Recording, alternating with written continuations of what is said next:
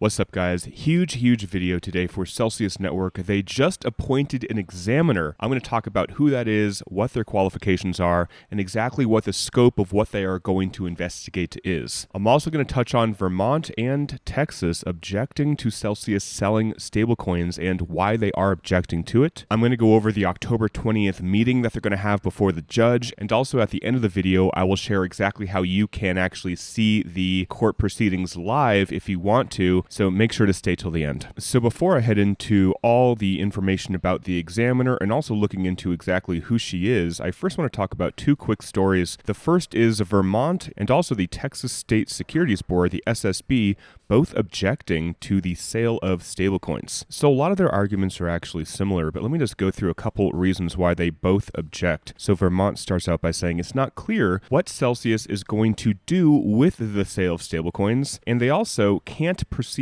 lawfully without appropriate securities registrations. And Vermont says Celsius may resume operating in violation of state law, so they can't sell anything right now. And Vermont says that the court has not determined which crypto assets are held by the debtors, meaning Celsius, or which ones are held by us. And take a look at Texas. They have similar objections, but I just want to go through this as well before I head to the examiner. They said they can't sell stablecoins before they file the schedules and statements, because here Texas says that the court has yet determined whether such assets are property of the bankruptcy estate. So how can you sell stuff if they haven't even determined if it actually belongs to the bankruptcy estate? Texas says it is concerned that Celsius will continue to fail to comply with state regulatory requirements. And they also said they want the examiner to do their investigation before they start selling assets. Texas reminds people that over 40 states are currently investigating the debtors' pre-petition investment activities. So essentially, Texas is like, hey, okay, we need to investigate them before they start selling assets at will, and we don't even know what those asset sales are going to be used for. So just a lot of objections like that. Texas also says that the debtors Celsius are not even registered with the SSB, and the debtors have actually been ordered to stop their investment activities until such registrations have been approved. In addition, Celsius is acting in violation of Texas law. And here again, they say it is unclear what the debtors intend to do with the proceeds from the monetization of stablecoins. So there's a lot of uncertainties, right? Celsius is not abiding by the Texas law. They haven't registered as what they're saying here. They don't know what they're going to do with the sale of these stablecoins, and the court still hasn't ruled whether these assets are officially belonging to the estate. So there are all these objections about why they should not be selling stablecoins. These could be our assets, the unsecured creditors. These may not actually be the estate's assets. And here they say the debtors should not be allowed to sell or exchange assets while the examination takes place. In the examination, they're talking about the appointment of the examiner, which I'll get to in just a second. So let's talk about the examiner. I'm going to go through what this means, who it is, their background, and also the scope of their investigation, and give you guys an idea about what I think about what's going on. Is this a good thing? Is this going to take longer to get our money back? Is this actually going to help get more money for us and all that? But first, I want to start out with Simon talking about this examiner. He says, they must ensure the dirt they find supports recovery, as reorganization is the key to our success. Anything Alex has done must not affect our chance of reorganization now that he has stepped down. So what Simon is saying is that, if they find criminal behavior or if they find things that they did pre-petition, and pre-petition just means before they filed for bankruptcy.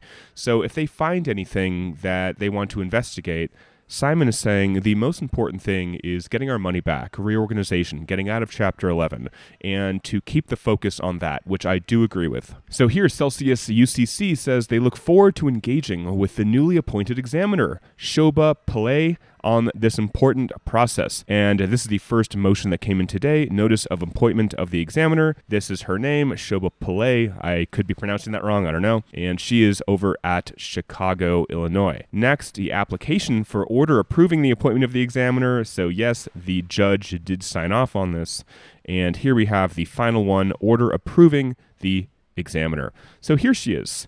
This is Shoba Pillay, and I'll just read the little paragraph right here. She is the co-chair of the firm's data privacy and cybersecurity practice and a partner in the investigations, compliance, and Defense Practice, and the National Security, Sanctions, and Exports Control Practice. She has significant investigations, trial, and appellate experience in complex fraud, cybercrime, and national security matters. So, that's an impressive freaking bio, and it goes on more and more here. She was the Assistant U.S. Attorney in the U.S. Attorney's Office in the Northern District of Illinois for over 11 years. She took 18 federal criminal trials to verdict. She prosecuted a theft of trade secrets involving a Chinese competitor while serving in the USAO's National Security and Cybercrime Section. She developed substantial experience supervising and managing complex investigations and prosecutions involving cybercrime, complex fraud, export control, and international sanctions violations, theft of trade secrets, terrorism, and espionage. And her experience with cybercrime and right here, cyber attacks, I feel will make her a good person for this role since this is cryptocurrency. And I don't see anything specifically about cryptocurrency here in her bio, but since crypto is so new, I'm not really surprised. But she does seem that she has experience doing cybercrime, so things regarding the internet and technology and emerging tech. And what I want to dive into here is her scope of examination. Now, this was a motion that I covered a few weeks ago. It came out on the 14th of this month, so about, 14 days or so. And here I want to cover what she is going to be looking at, but also the fact that she can hire as many people, I believe, as she wants if she needs extra help. So if she's not an expert in cryptocurrency, which she probably isn't, or blockchain tech, she can hire firms, just like how the UCC hired all these other firms to help them with their investigation. So here is the scope of the examiner's investigation. Let me just read it. The first one, an examination of the debtor's crypto holdings, including a determination as to where Celsius's crypto holdings were stored pre-petition and are stored post-petition, and whether different types of accounts are commingled. So very, very important, looking at where the crypto was held and were they actually held in the proper accounts, or did their very extensive Excel spreadsheets not really hold up to the job. Next, an examination as to why there was a change in account offerings beginning in April 2022 from the Earn program to the custody service for some customers, while others were placed in the Withhold account. Also taking a look at Celsius's procedures for paying sales tax, use taxes, and value-added taxes, and the extent of Celsius's compliance with any non-bankruptcy laws with respect thereto. Next, an examination of the current status of the utility obligations of the debtor's mining business. So really taking a deep dive into mining, which is very, very important. And here it says that the debtors, Celsius, shall provide to the examiner all non-privileged documents and info within their possession that the examiner deems relevant to perform the investigation. So essentially, this examiner has access to everything. They have access to every Excel spreadsheet, every document, everything that was ever signed in Celsius's history. So here the examiner shall prepare and file a report setting forth the results of the investigation, so she will begin to work immediately. And what's also important is here, the examiner may retain attorneys and or other professionals. So again, why this is really important is that she's not going to be an expert in everything, and especially crypto, blockchain, cybersecurity, and certain aspects that maybe she doesn't really know. So she can retain attorneys and professionals. And yes, this is going to come out of the estate's money, similar to how we are technically paying all of Celsius's attorneys. Same thing applies here. And here, the examiner can further expand the scope of the investigation. So why this is important is if she realizes that she needs to look into other things beyond the ones that I mentioned here, if they want to look into, whatever they find, something that really piques their interest, they can do so by getting the approval, I believe, of the court, and most likely the court is going to approve whatever they want. So this is big news. We have an examiner looking into this case, and I agree with what Simon says, that the most important thing is a reorganization, is getting out of Chapter 11, and is getting the most money back as possible.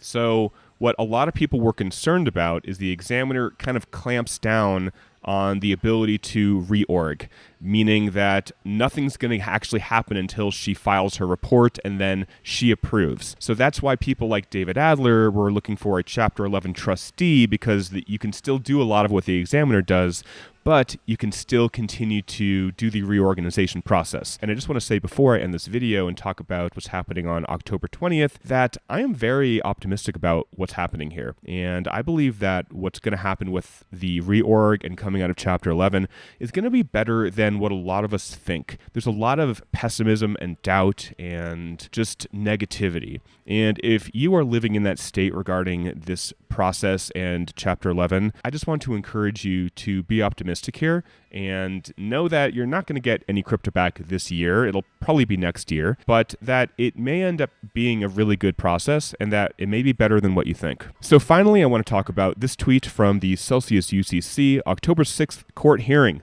including the stablecoin motion, has been adjourned to October 20th.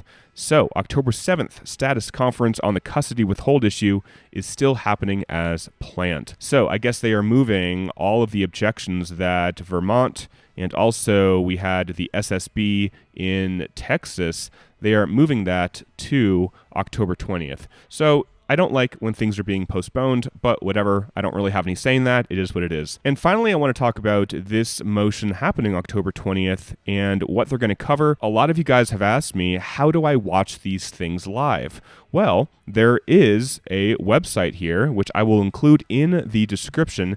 It takes you to a page that looks like this, and it says enter your New York Southern Bankruptcy ID or whatever. Obviously, we don't have one, so you click this little box, and then you click begin. Now it's going to ask for some information, and I'll show you what happens on the next page. So it's going to ask for your name, your address, your phone number, your email, and you do not have to fill out law firm right here. But for case number, you do need to fill out the Celsius case number. And the case number is right here. It's at the top of every single motion. It's 22-10964. And for roll, you can leave this as witness and then click choose a hearing date. So here we come to the page where it says choose one of the following hearing dates for the Celsius Network bankruptcy. And what you may as well do is click all of them, because then you will get an email either the day before or the morning of with the Zoom link to actually participate in these Zoom meetings. And it says, where will you be appearing? You will click video, Zoom, and you don't have to click listen only. You can if you want, but you don't need to. And then go ahead and click save. And after that happens, the page will say, thank you for submitting your appearance in 22-10964 Celsius Network LLC. And then it asks, do you wish to make an appearance in any of these other cases scheduled on the same day?